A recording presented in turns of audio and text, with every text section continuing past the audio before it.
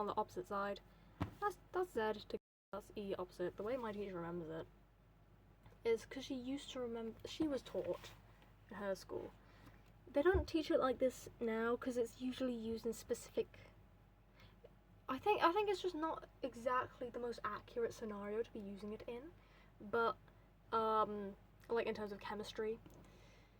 But they used to teach it as cis and trans, so that would be cis because it's on the same side, and that'd be trans because it's across the other side.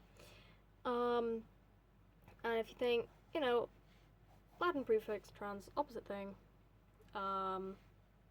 like transportation. She'd think about transportation. She'd think about, you know, going somewhere else. You know who gets transported somewhere else? E.T. So she always remembered E as trans because it's E.T.'s transporting somewhere else. Z is the same because it's not to do with E.T. And yeah, and the confusing part that I got wrong for a bit was that I thought it was the same. If you have the same molecule, they'd be on the same side. Or like if it was an E. Let me get a little example to explain this to you. Example for you. Is it an example that I can use? Wait. An example I can use. Yay. So, you may think this one would be an E isomer because, oh, those are on different sides. You know, same molecule, different sides. Actually, that's a Z isomer. The reason being is because you don't actually look at whether they're the same molecule, you pair the ones with the highest MRs together.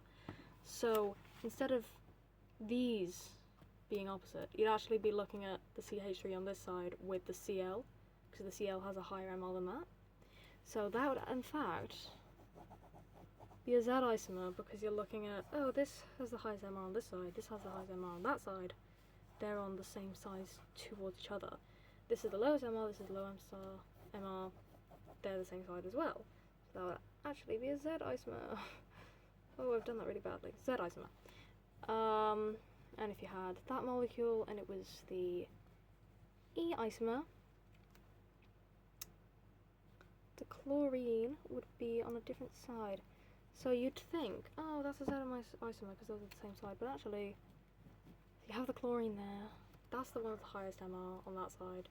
That's the one with the highest MR on that side, and they're opposite sides to each other, so that would be an E isomer. Because ET, transportation.